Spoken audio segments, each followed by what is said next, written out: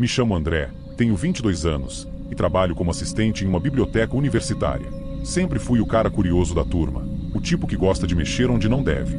Mas, de todas as coisas que eu já fiz, essa foi a mais assustadora. Hoje, vou contar uma história de terror, mas já te adianto, de todo o grupo, só eu sobrevivi, até agora. Era uma tarde normal, e eu estava na biblioteca com meus colegas de trabalho. A Rafaela, que adorava uma zoeira, o Pedro, que sempre se achava invencível, a Beatriz, a mais certinha de nós, e o Marcos, que não levava nada a sério. Estávamos organizando uns livros antigos, jogados num canto empoeirado, quando encontramos um livro sem capa, sem título, meio estranho. Pedro, claro, fez piada, dizendo que era obra de algum aluno que queria passar despercebido. Mas, assim que abrimos, percebemos que não era um livro qualquer. As primeiras páginas estavam em branco. Porém, conforme Rafaela folheava, nossos nomes começaram a aparecer. E não só isso, o livro parecia descrever nossas vidas com detalhes que ninguém mais sabia. Era como se ele estivesse escrevendo sozinho. Ficamos arrepiados, mas ninguém queria admitir que aquilo nos assustava de verdade. Rafaela, como sempre, era a mais descrente de todos. Ela pegou o livro e começou a ler em voz alta o que estava escrito sobre a vida dela. O problema é que, logo no final, havia uma descrição perturbadora de como ela morreria. Tá de brincadeira, né? Ela riu, fechando o livro e jogando no chão. O clima ficou pesado, mas, tentando aliviar, Pedro disse que era besteira e mudamos de assunto. Naquela noite, Rafaela me ligou, e pela primeira vez na vida, ouvi medo na voz dela. André, as coisas que o livro disse estão acontecendo aqui em casa. Ela falou, a voz trêmula. Barulhos estranhos, sombras, como se algo estivesse perseguindo ela. Tentei acalmá-la, dizendo que era só paranoia, mas no fundo, eu mesmo estava assustado. No dia seguinte, ela não apareceu para trabalhar. Tentamos ligar várias vezes, mas nada. Era como se Rafaela tivesse desaparecido. Foi aí que comecei a sentir que algo realmente bizarro estava acontecendo. Depois do sumiço de Rafaela, todo mundo estava em choque. Pedro, que sempre fazia piada de tudo, estava nervoso, mexendo no isqueiro dele o tempo todo. Vamos queimar esse livro, acabar logo com isso, ele disse, tentando parecer no controle. Todos concordamos, meio sem saber o que fazer. Fomos para um canto da faculdade, e Pedro jogou o isqueiro no livro. Mas, para nossa surpresa, o livro não pegava fogo. Tentamos de novo, e nada. Foi então que uma nova página apareceu. Desta vez, era a história de Pedro. Ela descrevia exatamente como ele morreria, e, o mais aterrorizante, dizia que ele morreria se tentasse destruir o livro. O pânico tomou conta. Ninguém sabia o que fazer. Beatriz começou a chorar, e Marcos, sempre tentando ser o cara da lógica, ficou pálido. Pedro, tentando manter a calma, disse que era besteira, mas dava para ver que ele também estava com medo. O livro tinha algum tipo de poder sobre a gente, e quanto mais tentávamos escapar, mais presos nos sentíamos. 2 dias depois, recebemos a notícia que temíamos. Rafaela foi encontrada morta em casa, em circunstâncias bizarras. A cena era grotesca, exatamente como o livro tinha descrito. Não era coincidência. Eu sabia que o livro estava ditando nossos destinos, e isso fez com que o medo se instalasse ainda mais entre nós. Agora, o grupo estava completamente aterrorizado. Pedro, que sempre foi o mais confiante, parecia à beira de um colapso. Beatriz tentava ser forte, mas dava para ver que o pânico estava corroendo ela por dentro. Marcos, por outro lado, estava obcecado em tentar entender como o livro funcionava. E eu só queria sair vivo disso tudo. A morte de Rafaela foi um ponto de virada. Beatriz, sendo a mais estudiosa, passou dias mergulhada em pesquisas sobre o livro. Ela descobriu algo chocante. Aquele livro já havia aparecido antes. Um aluno da nossa faculdade tinha encontrado algo semelhante anos atrás, e como nós, começou a ter sua vida descrita nas páginas. Ele também morreu de forma misteriosa. Beatriz nos mostrou recortes de jornais antigos. O aluno desapareceu sem deixar rastros, mas não antes de deixar um diário onde descrevia como o livro parecia viver e prever os eventos da vida dele. Estamos lidando com algo antigo, uma maldição, disse Marcos, visivelmente abalado. O que antes parecia apenas superstição agora era uma realidade assustadora. A ideia de que estávamos presos em uma maldição enlouqueceu Pedro. Ele não queria mais esperar. Vou sair daqui, vou fugir antes que o livro me alcance, disse ele, com os olhos arregalados de medo. Ele saiu da faculdade no mesmo dia, dirigindo para fora da cidade, acreditando que poderia escapar do destino que o livro escreveu para ele. Mas o destino foi implacável. No dia seguinte, soubemos que Pedro sofreu um acidente fatal. O carro dele capotou em uma curva, exatamente como o livro havia descrito. O desespero tomou conta de mim e dos outros. O livro estava ditando o fim de cada um de nós, e era impossível fugir. Depois da morte de Pedro, Ficou claro que não havia como escapar. Eu e Beatriz éramos os únicos que restavam, e a tensão entre nós era palpável. Cada vez que olhávamos para o livro, sentíamos que ele nos observava de volta. Beatriz estava se tornando obcecada, lendo e relendo as páginas, tentando encontrar uma solução, algum jeito de parar tudo aquilo. Ela acreditava que talvez, se conseguíssemos descobrir a origem da maldição, poderíamos quebrá-la. Isso não pode ser o fim. Ela repetia, como se estivesse tentando convencer a si mesma. Eu, por outro lado, já não tinha esperanças. O livro estava um passo à frente de nós o tempo todo. Sabíamos que qualquer coisa que fizéssemos já estava escrita. Foi então que o nome de Beatriz apareceu nas páginas, com detalhes sombrios sobre sua morte iminente. Ela tentaria enfrentá-lo, mas o livro tinha seus próprios planos. Naquela mesma noite, Beatriz decidiu colocar sua teoria em prática. Trancou-se no porão da faculdade, tentando de alguma forma isolar o livro e ela mesma de seu destino. Eu sabia que era inútil, mas não tive forças para impedi-la. E então, na manhã seguinte, recebi a notícia que já esperava, mas ainda assim me devastou. Beatriz foi encontrada morta, sozinha, no porão. Não havia sinais de luta, apenas a expressão congelada de terror em seu rosto. O livro, ele estava lá, ao lado do corpo, aberto e imaculado, como se nada tivesse acontecido. Agora sou só eu, o último sobrevivente, ou pelo menos o próximo da lista. O livro me seguiu até minha casa, como se fosse uma sombra que não consigo me livrar. Eu tentei jogá-lo fora, queimá-lo, destruí-lo, mas nada funciona. Cada tentativa faz com que uma nova página se escreva, detalhando exatamente como eu falharei. Eu não sei quanto tempo mais tenho. O livro já começou a descrever os últimos momentos da minha vida. Ele conta como estou sentado aqui, agora, escrevendo este relato. Fala sobre o medo que sinto e sobre como sei que o fim está próximo. E se você está lendo ou ouvindo isso agora, talvez o livro já tenha te encontrado também. Porque, no fundo, ele nunca para. Ele sempre procura novas histórias, novos nomes, novas vítimas. E agora que conhece a minha, talvez você seja o próximo a aparecer nas páginas. Então, se por acaso encontrar um livro sem título por aí, eu te imploro, não o abra, porque a história dele sempre precisa de novos leitores.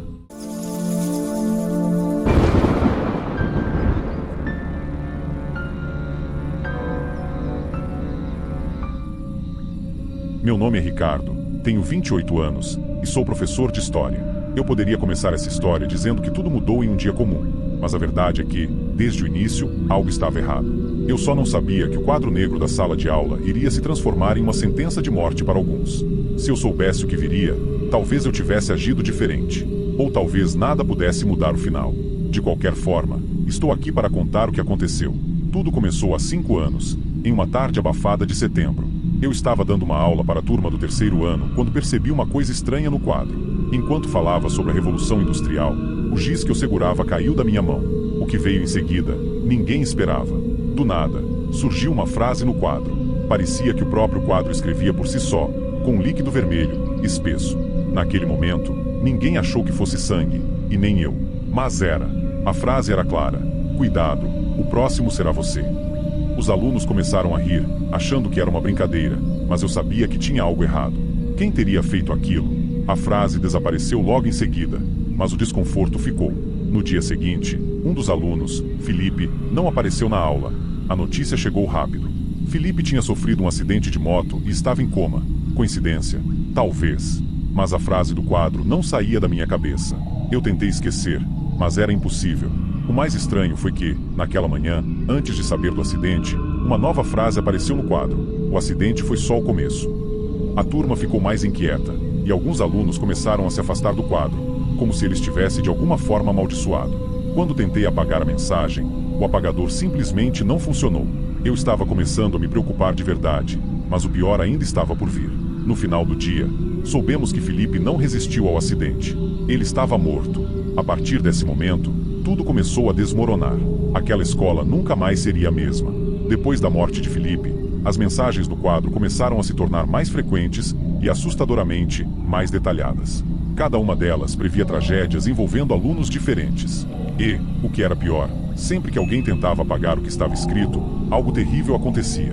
Eu vi com meus próprios olhos quando o zelador, seu Jorge, tentou apagar uma mensagem. Horas depois, foi encontrado morto no porão da escola. A sensação de que estávamos sendo vigiados crescia a cada dia, e o medo já tomava conta de todos. Ninguém mais ousava chegar perto do quadro negro, e até mesmo os professores começaram a evitar a sala de aula. Eu sabia que precisava fazer algo, mas a cada nova tragédia, a impotência me dominava. O quadro parecia invencível, como se tivesse vida própria, como se quisesse se alimentar de nossa dor e medo. Com o passar dos dias, as coisas só pioravam. As mensagens no quadro continuavam aparecendo, sempre com previsões de tragédias envolvendo os alunos. Eu comecei a ficar obcecado com aquilo. Não conseguia tirar da cabeça que algo precisava ser feito. Juntei alguns alunos mais corajosos, entre eles Ana e Lucas, que também estavam determinados a descobrir o que estava acontecendo. Foi então que começamos a pesquisar sobre a história da escola. Passamos horas na biblioteca, vasculhando arquivos antigos, até que encontramos algo assustador. Havia um registro de um acidente que aconteceu na escola muitos anos atrás. Um aluno, chamado João Pedro, tinha morrido tragicamente durante uma reforma no prédio. Diziam que ele foi soterrado quando uma parede desabou. Depois desse acidente, a escola ficou fechada por meses, e quando reabriu, foi com esse mesmo quadro negro que usamos até hoje. Naquela noite, enquanto discutíamos nossas descobertas, a sensação de que algo sinistro estava por trás de tudo isso só aumentou. A pergunta que não saía da minha mente era: será que João Pedro estava, de alguma forma, ligado ao que estava acontecendo? O medo se espalhou entre nós como um vírus, mas sabíamos que não podíamos parar. Precisávamos de respostas. As mensagens começaram a aparecer com mais frequência, e as tragédias que elas previam se tornavam cada vez mais brutais. Nenhum de nós conseguia dormir direito. Cada vez que passávamos pelo corredor da sala de aula, era como se o quadro estivesse nos observando. Eu tentava agir normalmente, mas já não conseguia esconder o terror que sentia. Uma das mensagens previu que algo horrível aconteceria durante a aula de educação física. Tentei convencer o professor a cancelar a aula, mas ele não acreditou em mim. No fim do dia, um dos alunos, o Tiago, teve um ataque cardíaco no meio da quadra. Ele só tinha 17 anos, completamente saudável, mas caiu morto diante de todos nós. Ninguém conseguia entender o que estava acontecendo, mas para mim, a mensagem no quadro era clara.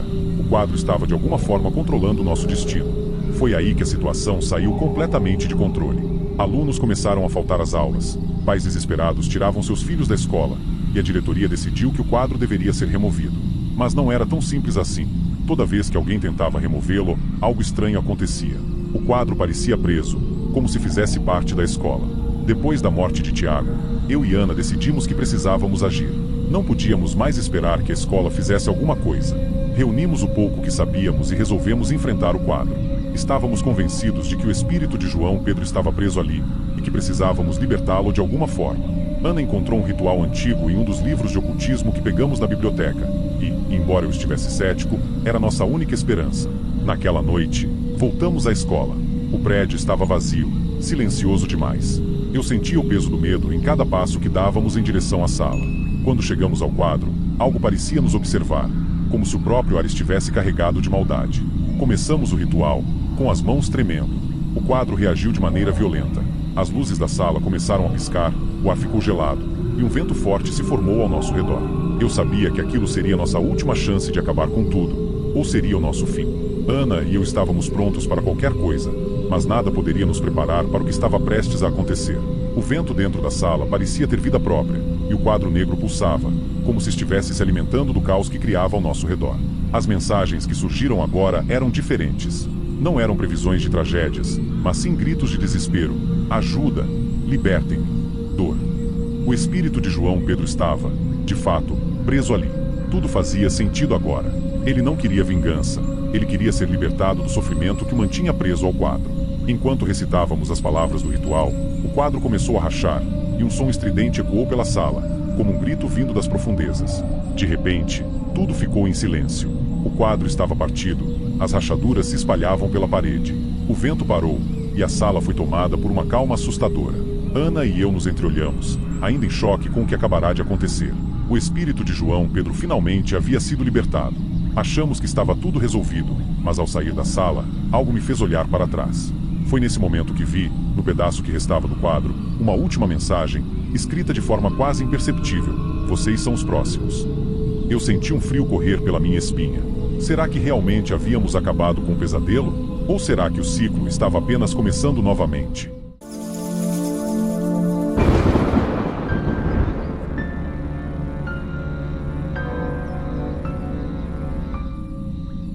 Me chamo Rodrigo, tenho 25 anos e trabalho como designer gráfico. Mas o que vou te contar agora não tem nada a ver com meu trabalho ou minha rotina. É sobre algo que aconteceu há alguns anos, um evento que mudou minha vida para sempre. Desde então, tenho pesadelos frequentes e não consigo mais entrar em uma sala de aula sem sentir arrepios. Não sei se você vai acreditar, mas é uma história real. E, no final, apenas um de nós sobreviveu. Tudo começou em uma manhã comum de prova final na faculdade. A turma estava tensa, como sempre acontece quando o semestre chega ao fim. Quando entrei na sala, senti um desconforto estranho no ar. Os outros alunos estavam calados, concentrados, mas algo parecia fora do lugar. O professor, o Sr. Antunes, estava lá, como de costume. Mas naquela manhã ele parecia diferente. O jeito que ele olhava para nós me deu arrepios. Parecia que seus olhos nos analisavam de uma maneira que nunca havia visto antes. Assim que todos se acomodaram, ele fechou a porta e trancou com um giro de chave que ressoou pela sala. A tensão aumentou no ar. Ninguém falou nada, afinal, era apenas uma prova. Mas essa sensação estranha de que algo estava errado só crescia. Enquanto o teste começava, o silêncio na sala era absoluto. Apenas o som das canetas e do papel sendo preenchido. Eu tentava me concentrar, mas aquela sensação de desconforto não me deixava. Comecei a olhar em volta, tentando entender se mais alguém estava sentindo o que eu sentia. Foi então que percebi. Todos estavam inquietos. Alguns suavam, outros olhavam para os lados, nervosos. De repente, as luzes piscam e a sala pareceu ficar ainda menor, sufocante. Um colega, o Paulo, se levantou rapidamente e correu até a porta. Ele tentou abrir, mas nada aconteceu. Estava trancada. Começou a bater desesperadamente, chamando o professor, mas Sr. Antunes continuava sentado, olhando para nós com aquele sorriso esquisito. Foi então que ele falou, com uma voz fria que fez o coração de todos disparar: ninguém sai até que o enigma seja resolvido. Nesse momento, o terror tomou conta. Algo estava muito errado com o professor, e nós, presos naquela sala, não sabíamos que aquilo era apenas o começo do nosso pesadelo.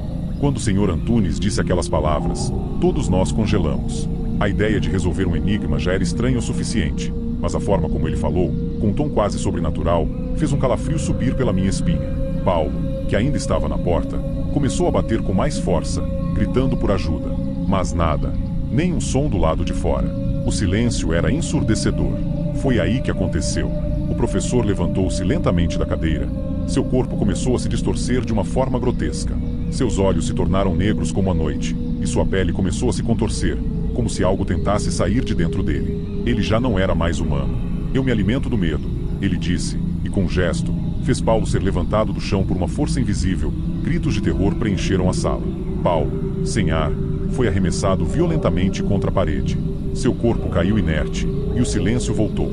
A morte dele foi instantânea. A essa altura, todos estavam paralisados de medo, alguns chorando, outros sem reação. O que estava acontecendo ali era inimaginável. Eu me perguntava se estávamos sonhando, se aquilo era uma alucinação coletiva, mas a realidade do corpo de Paulo estendido no chão não deixava espaço para dúvidas. Enquanto olhávamos horrorizados para o que sobrou de Paulo, o professor, ou melhor, aquela coisa que um dia foi professor, voltou-se para o quadro negro. Com um único gesto de mão, uma frase começou a ser escrita, sozinha, como se uma mão invisível segurasse o giz. Resolva o enigma da minha morte, ou pereça como ele. A frase pairava no ar como uma sentença. A mensagem era clara. Se não descobríssemos o que aconteceu com ele, todos nós teríamos o mesmo destino de Paulo. O pânico tomou conta da sala, e começamos a procurar qualquer pista que pudesse nos ajudar. Revistamos as mesas, olhamos os livros, tentamos entender o que diabos estava acontecendo. Foi quando João, um dos alunos mais inteligentes da turma, disse: acho que isso tem a ver com a história dele. Alguém já ouviu falar sobre o passado do Sr. Antunes? Houve um silêncio. Ninguém sabia nada sobre o professor. Era como se ele não tivesse um passado. Mas agora, nossa sobrevivência dependia de descobrir a verdade sobre ele. Enquanto todos continuavam em estado de choque, João parecia o único capaz de pensar com clareza. Ele começou a falar: eu me lembro de algo. Acho que ouvi falar sobre um professor que morreu aqui há muitos anos, e foi durante um teste final, como este. As palavras dele trouxeram um fio de esperança, ainda que misturado com desespero. Sr. Antunes, esse nome soa familiar, ele continuou, enquanto corríamos pela sala em busca de pistas. Num canto da sala, uma prateleira cheia de livros empoeirados chamou nossa atenção. Entre eles, um antigo caderno de registros da faculdade. João abriu o livro rapidamente e encontrou o que procurávamos: o nome completo do professor, Antônio Antunes, e uma anotação sobre sua morte. O choque veio com a leitura. Morreu misteriosamente durante uma prova final, envenenado por um de seus próprios alunos. Aquilo nos atingiu como uma marreta. O professor que agora nos aterrorizava foi morto por um aluno anos atrás, mas estava aqui, diante de nós, buscando vingança. João virou-se para mim, e pude ver nos seus olhos que ele havia entendido o que estava acontecendo.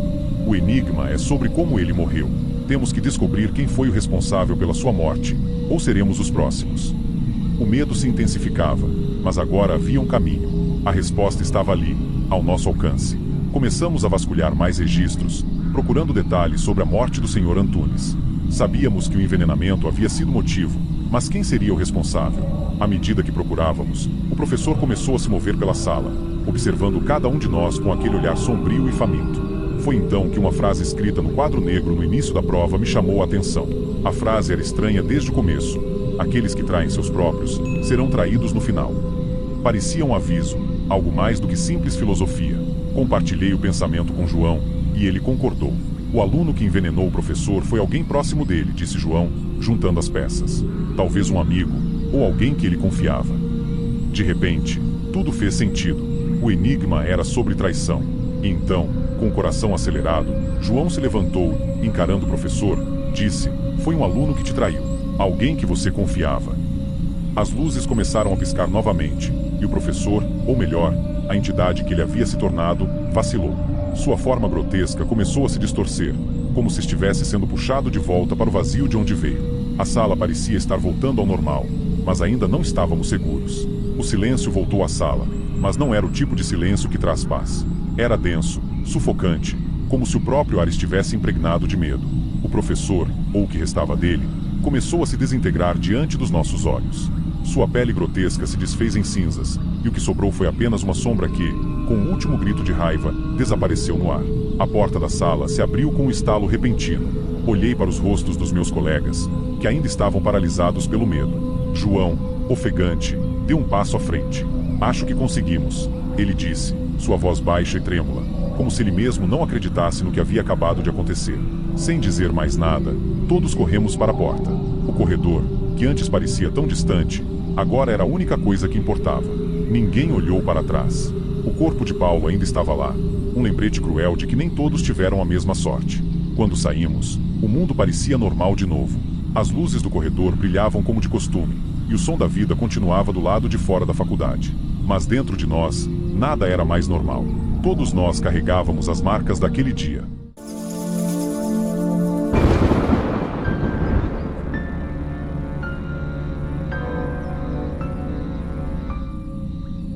Meu nome é João, tenho 28 anos e trabalho como gerente de vendas em uma loja de eletrônicos. Mas o que eu vou contar para vocês hoje não tem nada a ver com o meu trabalho. Na verdade, é uma história de terror que eu vivi quando tinha apenas 9 anos. Isso aconteceu no último dia de aula da 4ª série, e até hoje eu penso em como poderia ter sido o fim da minha vida naquele dia. Era um dia comum, daqueles que você espera ansiosamente, já que as férias estavam começando. Eu lembro claramente da despedida animada entre meus amigos, com todo mundo planejando o que ia fazer nas férias. Meu melhor amigo na época era o Diego, e ele comentou comigo que o tio dele iria buscá-lo na escola, algo que ele nunca tinha mencionado antes. Achei estranho, mas deixei passar. Afinal, eram férias, e tudo parecia tranquilo demais para suspeitar de qualquer coisa. Quando a aula acabou, saí com a mochila nas costas e fui esperar meu pai no portão, como sempre fazia. Mas naquele dia, as coisas iam ser diferentes, e de uma maneira que eu jamais imaginei. Enquanto eu esperava, um homem que eu nunca tinha visto antes se aproximou de mim. Ele era alto, tinha uma barba meio rala e usava uma camisa amassada, como se estivesse com pressa. "Você é o João, né? Eu sou o tio do Diego. Vou te levar para casa hoje. Seu pai pediu para eu te pegar", ele disse, sorrindo de um jeito que, na hora, não me pareceu tão errado. No fundo, alguma coisa me dizia que aquilo não estava certo. Meu pai nunca mandava outra pessoa me buscar sem avisar. Mas na minha cabeça de criança, eu pensei, ele é tio do Diego, deve ser de confiança. Foi aí que eu cometi o erro que poderia ter sido fatal. Fui com ele. Enquanto caminhávamos, percebi que estávamos indo para um lugar que eu não conhecia, uma rua completamente diferente da que eu e meu pai costumávamos pegar. O desconforto começou a crescer dentro de mim, mas eu continuei andando, com medo de estar sendo exagerado. Foi então que chegamos a uma casa estranha, com as cortinas fechadas e um ar de abandono. Meu coração acelerou, e eu sabia que algo estava terrivelmente errado. Quando eu entrei naquela casa, tudo que eu queria era estar de volta ao portão da escola, esperando meu pai como sempre. O homem abriu a porta da casa, e assim que passamos pelo corredor, ele trancou a porta atrás de mim. O barulho da chave girando ecoou na minha cabeça, e um arrepio subiu pela minha espinha. O lugar era estranho, sombrio e parecia abandonado. As cortinas fechadas deixavam o ambiente quase sem luz e o ar estava abafado. A sensação de perigo estava ficando cada vez mais clara. Eu só preciso ligar para o meu pai, pensei, mas antes que eu pudesse falar qualquer coisa, o homem me guiou até uma porta no final do corredor. Quando ele abriu, revelou uma escada que levava ao porão. Tudo em mim gritava para não descer, mas ele insistiu, dizendo que precisava pegar algo lá embaixo. Quando cheguei ao pé da escada, ele me empurrou para dentro e fechou a porta com força. Ouvi o som da chave novamente, e naquele momento, meu coração disparou. Eu estava preso em um porão escuro, sem saber o que ele queria ou o que faria comigo. O medo tomou conta de mim de uma forma que eu nunca havia sentido antes. O porão era gelado e cheirava a mofo. Não havia janelas, e a única luz vinha de uma pequena lâmpada fraca no canto do teto. Eu me sentia completamente impotente, e o pânico começou a tomar conta de mim. Comecei a gritar por ajuda, mas ninguém me ouviu. O homem lá em cima parecia ter desaparecido, e eu não sabia o que ele pretendia. Eu tentei manter a calma, pensando em uma maneira de escapar. Meus olhos se acostumaram à escuridão, e comecei a procurar algo que pudesse me ajudar. Foi então que, no canto do porão, avistei um telefone antigo, daqueles com disco. Minha mente ficou confusa por um segundo, sem acreditar que realmente havia um telefone ali. Com o coração batendo forte, corri até o aparelho. Peguei o fone, com as mãos tremendo, disquei o número da polícia.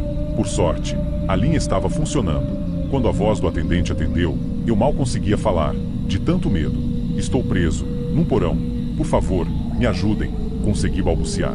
Eu só conseguia pensar que, se eles não chegassem logo, algo terrível poderia acontecer. Minhas mãos suavam tanto que mal conseguia segurar o telefone direito. Do outro lado da linha, a atendente da polícia continuava me fazendo perguntas. Onde você está? Qual o nome do homem? Você sabe o endereço? Perguntas que eu não sabia responder. Só conseguia repetir que estava preso e que precisava de ajuda.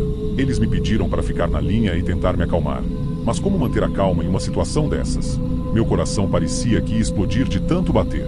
O homem ainda estava em algum lugar da casa, e eu não sabia o que ele pretendia fazer comigo. Na minha cabeça, passavam as piores possibilidades. Será que ele iria me machucar? Eu seria encontrado a tempo? O barulho de passos lá em cima me paralisou. Ele estava voltando. Por favor, venham rápido. Implorei ao telefone. A atendente disse que uma viatura estava a caminho, mas eu tinha a sensação de que o tempo estava contra mim. Fechei os olhos, tentando não fazer nenhum barulho que entregasse minha posição. O silêncio era sufocante, e eu só conseguia ouvir minha própria respiração acelerada. A qualquer momento, ele poderia descer e me encontrar. Foram os minutos mais longos da minha vida, mas então ouvi sirenes à distância. A esperança tomou conta de mim por um segundo, mas o medo ainda não havia ido embora. O homem, percebendo que algo estava errado, começou a gritar do andar de cima, passos apressados ecoando pela casa. Eu tremia de medo. De repente, ouvi o som da porta da frente sendo arrombada. As vozes de policiais invadiram o ambiente, e pela primeira vez naquele dia, senti um pouco de alívio. Eles gritavam ordens, e eu só conseguia pensar: finalmente, vou sair daqui. Logo depois, a porta do porão foi aberta e 2 policiais apareceram. Calma, garoto, você está seguro agora, um deles disse enquanto me ajudava a sair. As lágrimas que eu segurava começaram a cair, e o medo que estava acumulado finalmente se dissipou. O homem foi preso ali mesmo, sem chance de fuga. Meus pais chegaram pouco depois, e me abraçaram como se nunca mais quisessem me soltar. Eu estava salvo, mas a experiência me marcaria para sempre. Mesmo depois de todos esses anos, eu ainda penso naquele dia. O tempo passou, mas as lembranças daquele último dia de aula da 4ª série ainda estão vivas na minha mente, como se tivessem acontecido ontem. Eu tinha apenas 9 anos, mas aquele sequestro me marcou de uma forma que nenhuma outra experiência na vida conseguiu. Às vezes me pego imaginando o que teria acontecido se eu não tivesse encontrado aquele telefone no porão. E se a polícia não tivesse chegado a tempo, será que eu estaria aqui hoje, contando essa história? A verdade é que, até hoje, eu não consigo confiar facilmente em estranhos. A ideia de que alguém pode parecer inofensivo por fora, mas estar planejando algo terrível, sempre volta à minha mente. Esse evento me ensinou que o medo pode surgir nas situações mais comuns, e que nossa segurança pode ser destruída em questão de minutos. Eu fui sortudo, mas nem todos têm a mesma sorte. Se tem algo que aprendi com isso, é que devemos confiar nos nossos instintos. Naquele dia, algo me dizia que havia algo errado, mas eu ignorei. Agora, eu sempre presto atenção nesses sinais. Toda vez que relembro essa história, me sinto aliviado por ter conseguido escapar. Mas o medo, aquele medo puro que senti naquele porão escuro, ainda me assombra, e acredito que vai me acompanhar para o resto da vida.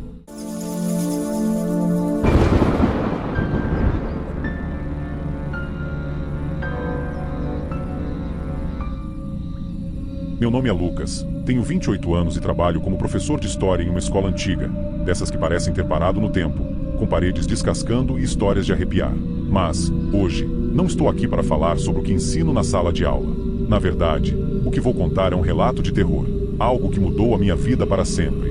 Você já ouviu falar sobre o toque de um sinal que faz alguém desaparecer sem deixar rastro? Pois é, foi isso que aconteceu. E se eu estou aqui agora contando essa história, é porque, de alguma forma, eu consegui escapar, ou talvez eu ainda esteja preso, sem saber. Tudo começou quando eu e meus 3 amigos de trabalho, Caio, Mariana e Renata, percebemos que algo estava errado naquela escola. Alunos sumiam sem explicação logo depois do sinal tocar. No começo, achamos que eram boatos, invenção dos alunos para causar medo. Só que esses desaparecimentos já aconteciam há décadas, e ninguém parecia querer falar sobre isso. Era como se a escola inteira estivesse sob um pacto de silêncio. Eu, Caio, Mariana e Renata decidimos investigar. A curiosidade era maior do que o medo, pelo menos naquela época. Começamos a vasculhar os arquivos da escola, atrás de pistas. Quanto mais procurávamos, mais estranhos os desaparecimentos se tornavam. Não havia nenhum registro oficial desses alunos que sumiram. Era como se eles nunca tivessem existido. As conversas com os professores mais velhos não ajudavam. Eles evitavam o assunto. Alguns até se afastavam quando tentávamos puxar conversa. Mas a coisa ficou séria quando descobrimos algo que ninguém deveria saber. O sinal, aquele simples toque que indicava o intervalo, estava ligado a uma entidade. Algo sombrio e muito antigo. Era assustador, mas também era intrigante. Quem poderia imaginar que algo tão comum quanto o toque de um sinal poderia ser tão mortal?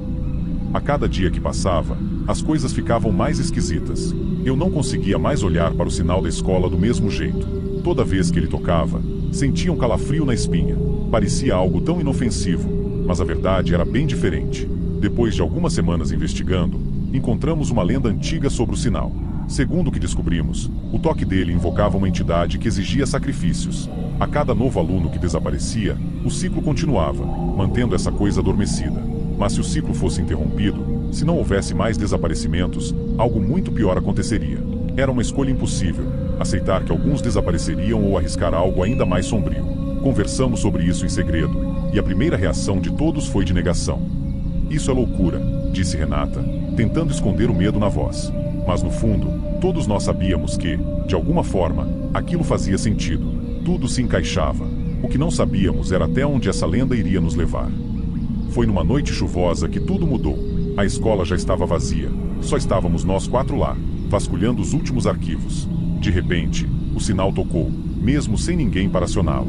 O som ecoou pelos corredores vazios, e por um momento, o silêncio que veio depois foi ainda mais assustador do que o próprio som.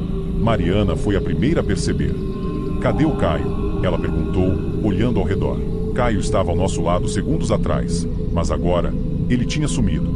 Corremos pelos corredores, gritando o nome dele, mas Caio havia desaparecido, assim como os alunos antes dele. E foi então que o vi pela primeira vez. Uma sombra, alta e distorcida, algo que parecia ter saído de um pesadelo. Ela estava ali, na escuridão, observando. O medo tomou conta de mim. Tínhamos acabado de testemunhar a verdade por trás da lenda. O sinal realmente invocava algo. E agora sabíamos que não estávamos mais investigando, estávamos sendo caçados. Aquela sombra, aquela presença, parecia estar em todo lugar.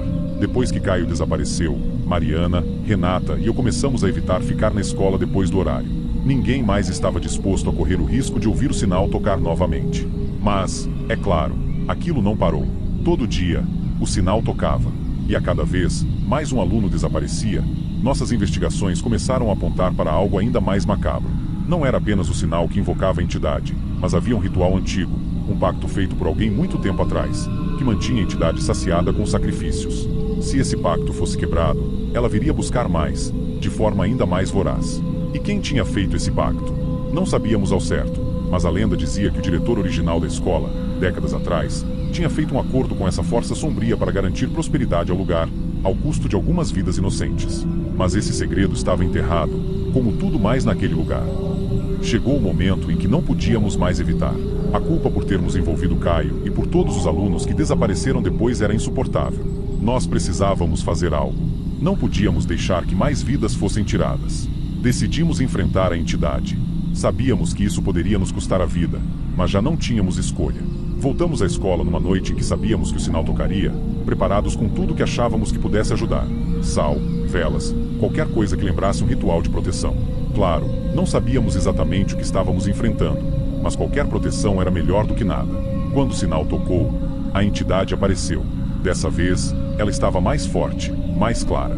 Podíamos vê-la nitidamente nos corredores, como se tivesse ganhado mais forma com cada sacrifício. Renata tentou falar com ela, implorar por misericórdia, mas aquilo não parecia capaz de ouvir ou entender. Era pura fome e escuridão, e estava vindo para nós.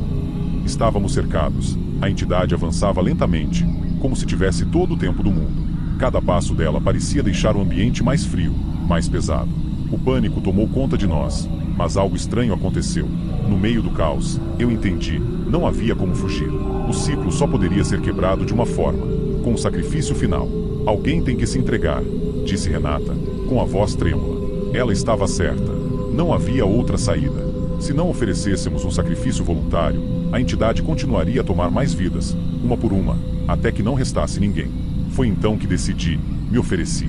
Eu seria o último. Senti uma estranha calma me invadir, como se, ao aceitar o meu destino, o medo tivesse finalmente desaparecido. Olhei para Mariana e Renata pela última vez. Elas tentaram me impedir, mas eu sabia que era a única solução. Dei um passo em direção à entidade. Quando ela me envolveu com sua escuridão, tudo ao redor pareceu parar. O sinal, os desaparecimentos, tudo aquilo que nos assombrou por tanto tempo, estava finalmente acabando. E então, houve silêncio, um silêncio absoluto. Talvez, enquanto você escuta essa história, eu já não esteja mais aqui. Ou talvez, apenas talvez, eu ainda esteja preso, junto com todos os outros, esperando que o sinal toque novamente.